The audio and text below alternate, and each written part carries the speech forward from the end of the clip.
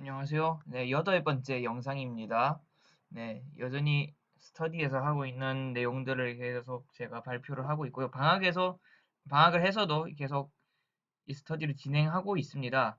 이 8번째 영상은 이제 방학을 하고 난 7월 9일에 제가 발표를 한 영상입니다. 어, 제가 이제 살펴볼 내용은 아직까지 저희가 심층 신뢰망 및 오토인코더에 대해서 살펴보고 있고요. 현재 스터디에서 살펴보고 있는 내용은 이 순환신경망과 워드 임베딩에 대해서 지금 살펴보고 있습니다. 이 내용은 저희가 지난번에 살펴봤던 내용입니다. 오늘은 이 심층 신뢰망 및 오토인코더라고 하는 이 부분 맨 마지막 내용입니다. 예, 심층 신뢰망 혹은 Deep Belief Network라고 하는 내용인데요. 제가 이 내용을 오랜만에 이렇게 찍는 거거든요. 그래서 내용을 제가 잘 리콜할 수 있을지 모르겠지만 한번 최선을 다해 보겠습니다.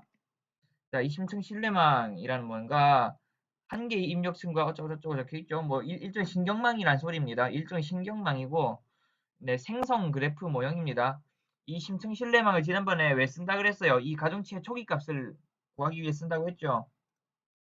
여기 적혀 있죠. 가중치의 초기 값을 구하기 위해 쓴다고 지난번에 이야기했습니다.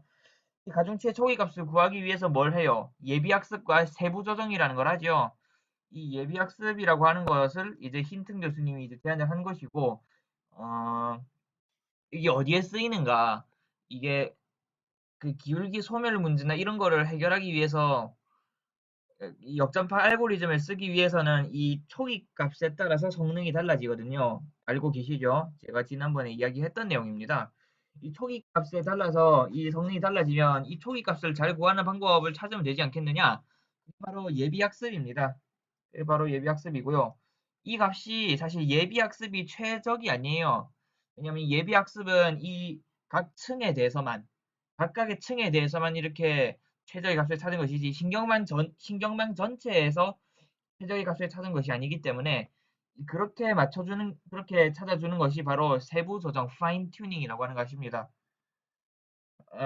이런 방법로는 사실 최근에 들어서는 많이 쓰이고 있지는 않는 방법이에요. 하지만 이 방법을 통해서 이제 우리가 이 베니싱 그레디언트 문제를 이제 해결함으로써 이제 딥러닝 열풍을 불러오게끔 하는 그런 컨셉이기 때문에 이런 역사적인 의미가 있기 때문에 저희가 배우는 거라고 생각을 하면 되겠고요.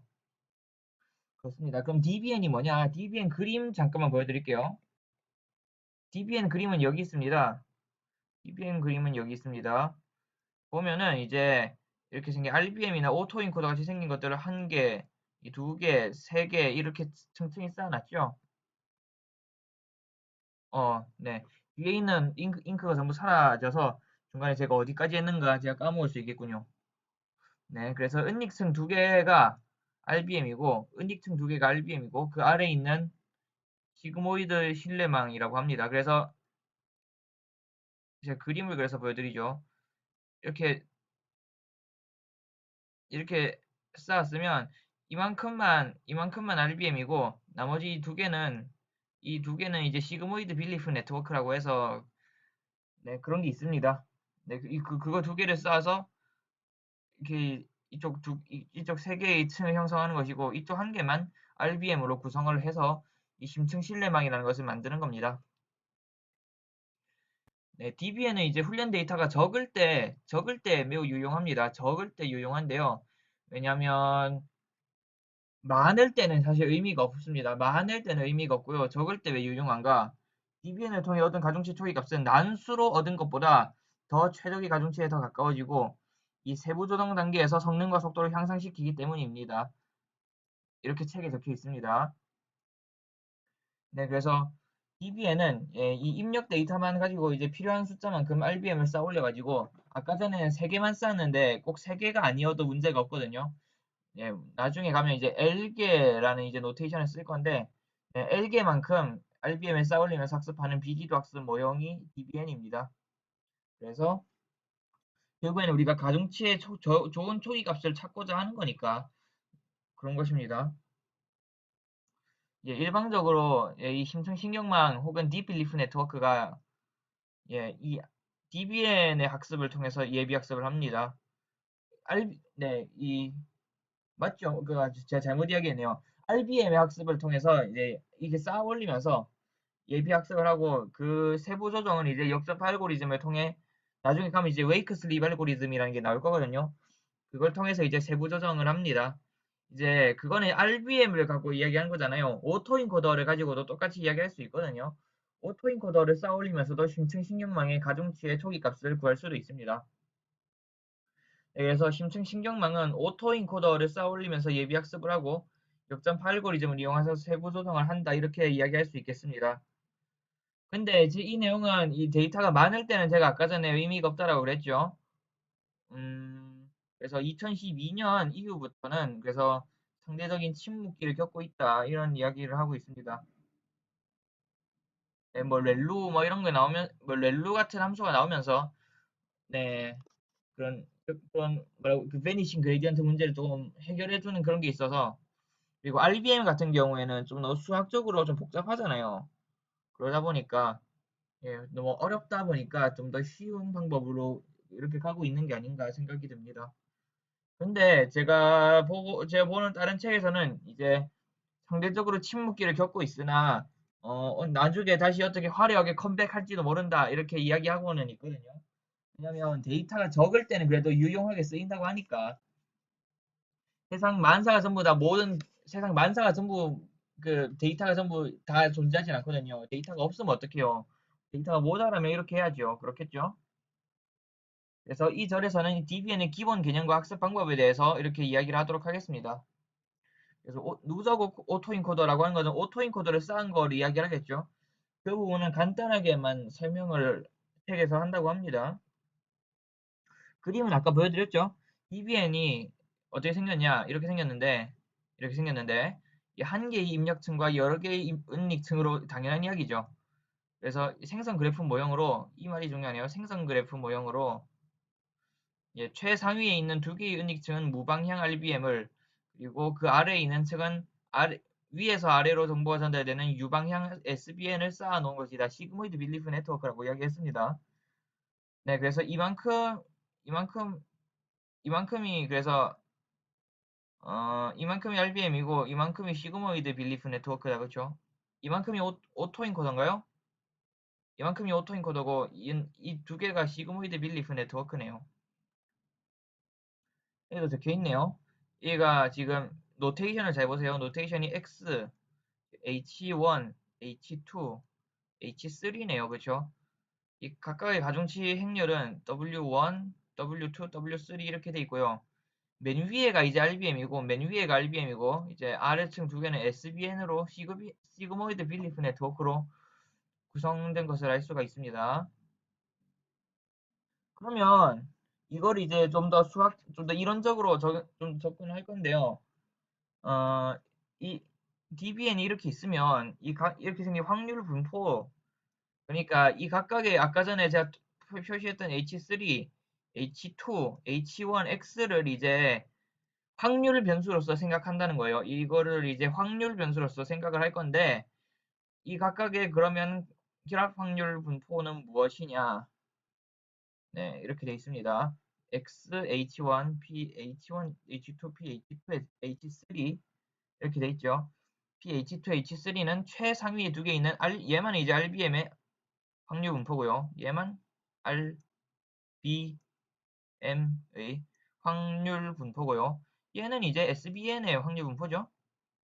근데 제가 아까 전에 뭐라고 이야기했나요? 이거 꼭 세 개만 쌓을 필요 없다고 이야기했죠. 그래서 L개를 쌓을 때 어떻게 되냐? 이렇게 됩니다. 이렇게 되는데 맨 마지막에 있는 얘만 이제 얘는 이거는 이제 조건부 분포잖아요. 조건부 분포를 제외하고 얘는 이제 결합 확률 분포니까 얘만 이제 RBM의 아유 글자 적기가 힘들군요.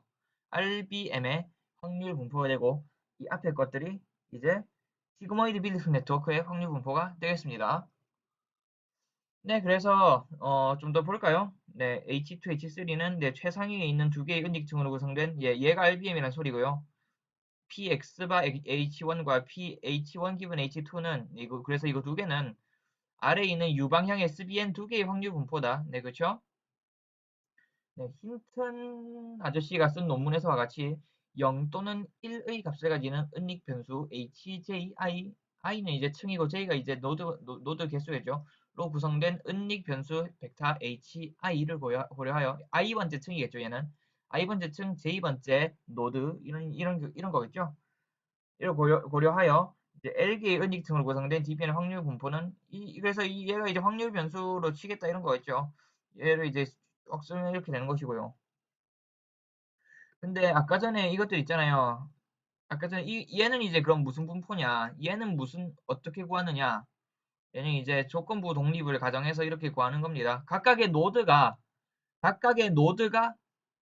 독립이라는 거죠. 각 노드가 각 노드가 독립이라는 거죠. 조건부 독립이라는 거죠. 각 노드가 조건부 독립이다. 이렇게 이거 적어주세요. 아니, 적어주세요가 아니고 제가 잘 기억을 해야죠.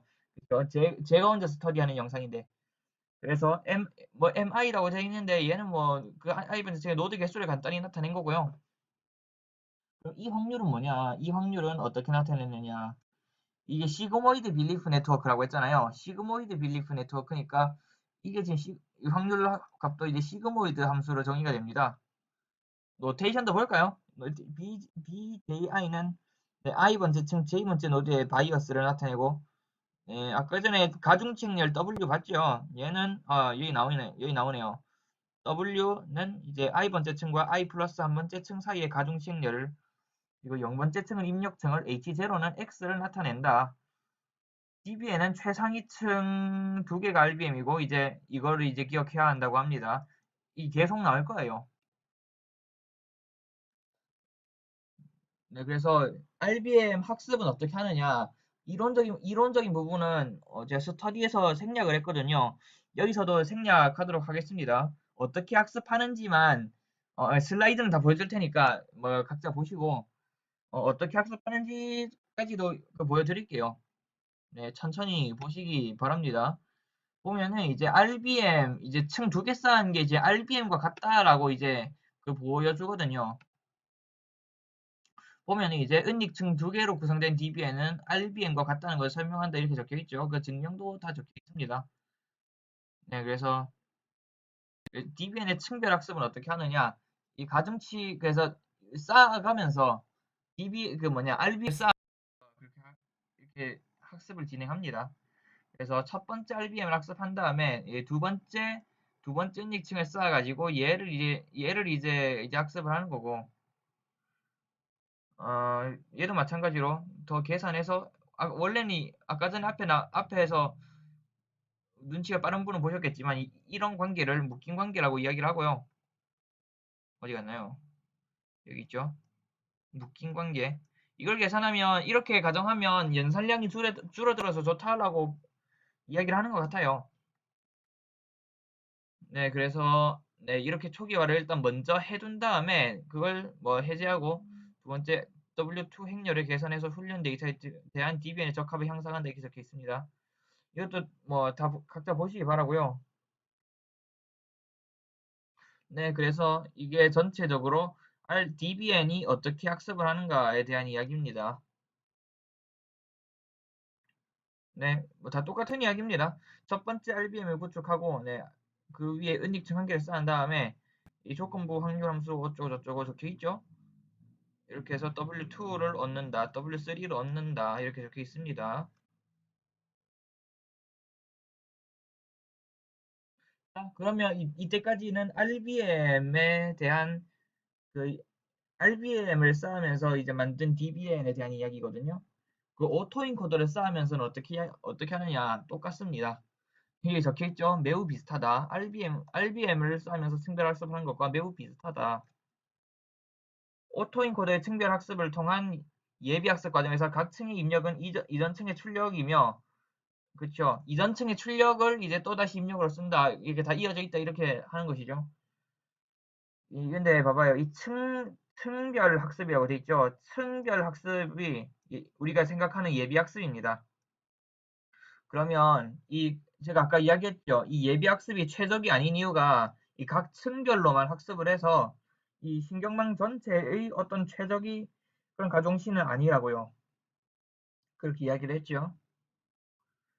그래서 예비 학습까지는 각각 층별로 이렇게 학습을 해서 네, 매번 오직 하나의 층만 학습을 해서 각 층이 이 리컨스트럭션 에러를 최소화하는 과정을 통한 오토 인코더로 학습이 된다고 합니다. 네, 그래서 I 번째까지 이렇게 학습을 하면 이게 지금 다음번 이렇게 출력이 이렇게 된다는 거예요. 다음번 입력으로 이렇게 된다는 거예요. 그래서 i번째 층까지 학습되었다면 i번째 층의 출력 값을 i 플러스 한 번째 층의 입력 값으로 사용하고 오토인 코드를 적용하여 i 플러스 한 번째 층을 학습한다. 그래서 지금 이제 x바가 출력이잖아요. 얘가 이제 다시 이렇게 간다는 거겠죠. 아닌가요? 얘가 이렇게 간다는 건가요? 무슨 소리인지 잘 모르겠군요. 네. 네, 그래서 얘는 이제 층별 학습 과정을 그린 겁니다. 얘도 마찬가지로 이제 각 입력 벡터에 대해 복원 오차를 최소화하는 첫 번째 응립 변수들의 벡터 이 h1을 구합니다. h1을 구하고 단계 1에서 구한 첫 번째 응립 변수 벡터들을 입력값으로 이용하여 벡터 2를 구해서 이제 입력으로 쓴다는 거죠. 이렇게 이 과정을 반복해서 이제 그 뭐냐 그 갑자기 기억이 잘 그 층별 학습을 하는 것이죠. 네, 층별 학습을 하는 것이죠. 네, 그래서 마지막 은닉층의 출력값을 출력층의 입력값으로 사용하고 마지막 은닉층과 출력층 사이의 가중치 초기 값으로 나한수를 사용하여 지도학습 기법을 통해 심층 신경망의 모든 매개 변수의 값을 세부 조정할 수 있다. 이 이야기는 이제 앞으로 나올 이야기에 대한 약간의 복선이 되겠습니다. 이 지도학습 기법이라는 게 바로 역전파 알고리즘을 이야기하는 것이죠. 자, 이 세부 조정에 대해서 이제 이야기를 조금 해보겠습니다. 네, 이제 DBN이 그럼 어떻게 그 학습을 하느냐? 아까 이야기했죠. 첫 번째 RBM을 먼저 만든 다음에 그 학습이 완료되면 첫 번째 RBM의 매개변수를 고정한 첫 번째 닉층의 출력값을 입력으로 사용하여 두 번째 RBM을 학습한다. 아까 이야기했습니다. 같은 방법으로 원하는 수만큼 RBM을 쌓아 올려 DBN 학습을 완성합니다. 이렇게 DBN의 각층을 RBM으로 학습하는 것을 DBN의 예비학습이라고 합니다. 아까 전에 한 거를 예비학습이다라고 이야기했죠. 네, 그래서 예비학습이라고 하는 이유는 이렇게 앞에 예비가 붙은 이유를 설명하고 있어요. 왜 예비라고 하느냐? 그 이후에 마무리를 위한 추가 학습을 수행할 수 있기 때문에 예비라고 합니다. 이 과정을 이제 파인 튜닝이라고 하는데 이 부분을 좀 더 보도록 하겠습니다. 예비 학습이 이제 최적이 아니다라고 제가 이야기했습니다. 최적이 아니다. 왜냐면 제가 또 이야기한 거 나오죠. 모든 층의 매개 변수를 함께 학습하는 것이 아니라 층별로 학습을 하기 때문입니다. 층별로. 예, 따라서 세부 조정을 통해 예비 학습된 RBM을 원하는 목적에 맞게 더 정교하게 학습하는 것이 필요하다고 합니다. 맞겠죠? 네, 이해가 되시죠? 만약에 예비 학습된 DBN이 분류를 위해 사용된다면 라벨이 있는 데이터의 역전파 알고리즘을 사용해서 가중치를 조정하게 된다. 네, 그렇겠죠. 네, 라벨이 있으면 그 라벨에 맞게끔 가중치를 조정한다. 라는 이야기가 되겠습니다. 그리고 이 DBN이 만약에 얘는 이제 지도 학습이고요. 얘는 이제 그, 심층 신경망이 이제 지도 학습을 위한 것이다. 라고 하면 이렇게 하면 되겠고요. 이게 비지도 학습이 그래서 생성 모형으로 사용이 되면 웨이크 슬립 알고리즘을 이용해서 가중치를 세부 조정을 하게 된다고 합니다.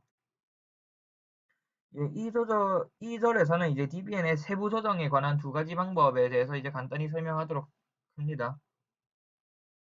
예, 그래서 RBM을 먼저 쌓으면서 예비 학습된 DBN 위에 출력층을 추가해서 DBN을 활성 함수를 사용하는 DNN으로 만든다. 이게 무슨 소리냐? 뭐가 중요한 말이냐? 출력층을 추가한다는 게 중요한 말이에요. 출력층을 추가한다라는 게 중요한 말이고요. 여기서 이제 DBN을 이제 DNN으로 만든다. 그래서 추가된 출력층에 매기면서 WL 플러스 1을 대충 초기화를 합니다. 그 다음 학습 데이터 얘를 이제 역전파 알고리즘을 사용해서 DNN을 아까 전에 만든 이 DNN은 아까 전에 이렇게 출력층을 추가해서 만든 DNN입니다. 그러니까 원래 이만큼 그 DBN이 있었다면 아이고 글씨가 개판이군요. dbn이 원래 이렇게 있었다면 위에다가 이제 출력층을 또 쌓는 거예요. 출력층을 쌓는 거예요. UI라고 하는 출력층을 쌓는 거예요. 이만큼 이제 DNN을 만드는 거거든요. 이만큼 DNN을 만드는 거예요. 그래서 이제 여기다가 이제 역전파 알고리즘을 이제 적용을 해서 네 이제 여기다가 역전파 알고리즘을 쫙 하면 이제 이렇게 쭉 내려가면 입력층으로 쭉 내려가면서 이 모든 층이 한꺼번에 학습이 되는 것이겠죠. 이 세부 조정을 어떻게 하느냐 그림 3.9에 나와 있다고 하는데 제가 찍어 놓은 거 보시죠. 자, 제가 아까 그림 그렸다시피 이만큼이 지금 이만큼이 지금 DBN이에요. 이만큼 지금 DBN이고 지금 여기 이만큼 지금 그거 뭡니까? 이거 뭐라고 하죠? 그 출력층이죠, 출력층. 아, 글씨 쓰기가 상당히 힘이 듭니다. 출력층입니다. 그래서 이만큼을 얘도 이제 WL 플러스 한 번째 층으로 생각해서 이 전체를 이제 DNN으로 신경망으로 이제 생각을 해서 여기다 역전 알고리즘을 쫙 적용해 주는 겁니다. 다음에 이제 웨이크 슬립 알고리즘인데요. 스터디 할 때는 제가 일일이 다 읊어드렸으나 이번 영상에서는 그러지 않을 예정입니다. 한번 보시기 바라고요. 웨이크 슬립 알고리즘은 원래 확률적 다층 신경망을 만들기 위한 비지도 학습 알고리즘이었습니다. 근데 생성 모형이라고 하는 게 어떤 데이터가 있으면 주어진 데이터가 뭐라고 할까요? 주어진 데이터가 있으면 얘를 이제 신경망에다가 이제 집어넣겠죠. 신경망에다 집어넣으면 이 생성 모형이라는 게 어떤 거예요? 이 데이터를 이제 확률 분포화를 시킵니다. 확률 분포화를 시켜서 네, 데이터를 확률 분포화를 시켜서 이제 최대한 비슷하게 뽑아내는 거죠. 최대한 비슷한 데이터를 생성해내는 거죠. 그래서 좋은 확률 밀도함수 추정량을 만들기 위한 것이 뭐냐? 데이터를 확률 분포화 시키는 게 생성 모형이라고 했습니다. 그러면 이 좋은 확률 분포를 만들면 좋은 생성 모형이 만들어지는 거였죠. 따라서 이 좋은 확률 밀도 함수 추정량을 만들기 위해 매기 변수를 조정한다라고 하는 것이 그래서 좋은 생성 모형을 만들기 위해 매기 변수를 조정한다와 똑같은 거예요. 이해하셨으리라고 믿겠습니다. 이 알고리즘을 이제 DBN에 적용해서 DBN이 데이터를 더 잘 좋은 확률 밀도 함수를 만든다는 것이 데이터를 더 잘 생성한다는 것과 똑같은 말이죠. 제가 여러 번 이야기했습니다만 데이터를 더 잘 생성하는 것과 좋은 확률 밀도 함수 추정량을 만드는 것과 똑같은 말이에요. 똑같은 말. 그죠? 그래서 이 알고리즘은 웨이크 단계와 슬립 단계로 구성되어 있는데 이 단계는 제가 읊어드리진 않을 예정입니다. 한번 보세요. 네, 그래서 네, 이렇게 이 내용을 보시면 되겠습니다. 이 내용도 마찬가지로 보면 되겠습니다. 아까는 이게 무슨 순서로 구해지는가 볼게요. x에 대해서 네, 이렇게 생긴 원래 우리가 알고 있는 분포들이죠. 원래 우리가 알고 있는 분포들입니다. 그걸 통해서 이제 h1을 구하고 다시 x를 구합니다. 그 다음에 x와 x 틸다의 오차를 이용해서 w1을 구합니다. 그래서 h2와 이제 h 틸다 1을 구해서 이제 h1과 h 틸다 1의 오차를 이용한 학습을 통해서 w2를 구합니다. 이런 식으로 해서 w3, w4, wl 이렇게 다 구하는 거예요. 그래서 마찬가지로 우리가 알고 있는 분포로부터 시작을 하는 거죠. 그렇죠? 우리가 알고 있는 분포로부터 얘를 추출해서 얘에 대해서 이제 이거로부터 이제 HL-2 그래서 HL-2에 대해서 우리가 알고 있는 분포를 가지고 얘를 해요. 그러면 HL-1이 두 개가 생겼죠. 이 오차를 이용한 학습을 통해 이 가중치 행렬 WL-1을 구합니다. 아까랑 똑같죠? 아까는 위로 올라가는 거였는데 이제는 밑으로 내려가는 거죠. 마찬가지로 이제 그러면 WL-2, 뭐 L-3, 뭐 1에서 W2, W1까지 구하는 것이죠. 다음은 분류용 DBN입니다. RBM을 쌓으면서 네, 그래서 예비 학습된 DBN의 마지막 은닉층의 은닉 벡터 HL은 중요한 말이 나왔습니다. HL은 새로운 특징 변수를 만드는 역할을 합니다. 그래서 이 HL에서 뭔가 무슨 이거 출력층이 그쵸 마지막 은니층에서 잠시만요. HL이 그래서 새로운 특징 변수를 만드는 역할을 한다고 합니다. 그래서 분류용 DBN을 만드는 방법으로 이 마지막 은닉층이 출력층이라고 생각하고 위에 소프트맥스층을 추가하던가 아니면 한 개의 은닉층과 라벨층을 추가하던가 이 두 가지 방법을 우리가 생각할 수 있는데요. 이거는 뭐냐면 그래서 DBN에 아까 전에 그 있죠. 아까 전에 예비학습된 DBN에 그래서 W1, 2, L까지를 사용해서 이 표본 HL이 이제 새로운 이제 어떤 피처가 되겠죠. 얘를 이제 추출한다. 그리고 얘를 입력으로 이용해서 분류용 RBM의 CDK 학기법으로 학습한다. 그래서 그거겠죠. 데이터를 분류하는 방법은 분류용 RBM에서 제가 앞서 이야기한 것과 똑같다고 합니다. 네, 그래서 그 그림이고요. 네, 이거 기반해서 새로운 딥러닝 모형도 있습니다. 아까 전에 이야기했듯이 DBN의 최상위층이 아까 전에 이야기한 거 새로운 특징값을 만드는 역할을 수행하므로 특징값 HL을 새로운 입력값으로 사용하여 그림 3.10과 같이 분류 또는 회귀부를 위해 로지스틱, 회귀, 신경망, 랜덤 포레스트, 소프트 벡터 머신 등을 수행할 수 있다. 이렇게 적혀 있습니다. 네, 그래서 DBN, SVM이 이제 이렇게 이야기하기를 DBN과 서포트 벡터 머신을 결합한 거고요. DBN에는 DBN에다가 그 신경망을 결합한 혼합 모형이라고 합니다. 그래서 원래 입력 벡터 X가 이제 DBN의 입력성에 딱 입력이 돼요. 그러면 이 DBN의 최상위 은닉층이 아까 전에 그 변수를 생성한다고 그랬죠.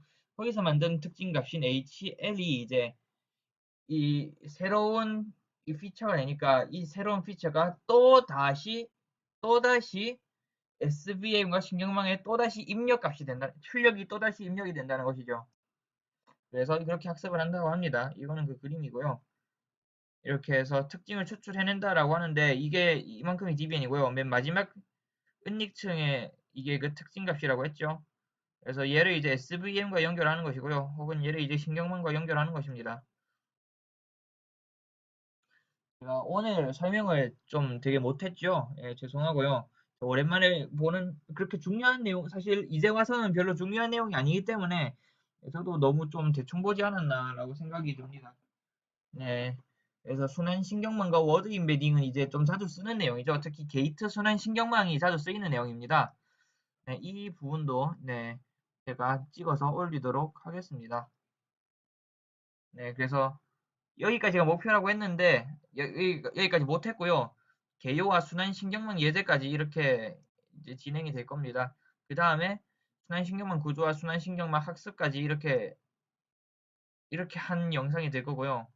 그리고 게이트 순환신경망 얘만 이제 한 개의 영상이 될 거예요. 그리고 워드 인베닉을 먼저 설명해 드린 다음에 텐서플로우 예제를 이제 맨 마지막에 보여드릴 예정입니다. 그렇게 계획을 하고 있고요. 네, 챕터 5는 이제 CNN에 대한 내용입니다. CNN도 이제 잘 보시면 될 것 같고, 네, CNN도 보시면 될 것 같고, 챕터 6은 이제 경쟁적 생성망이라고 해서 이제 GAN이라는 거를 다룹니다. 그리고 챕터 7은 이제 마지막 챕터로서 이제 강화학습을 다루고 있거든요. 이거 올해 안에 잘 끝날 수 있도록 좀, 그렇게 응원 좀 해주셨으면 좋겠습니다. 오늘은 여기까지만 하겠습니다. 감사합니다.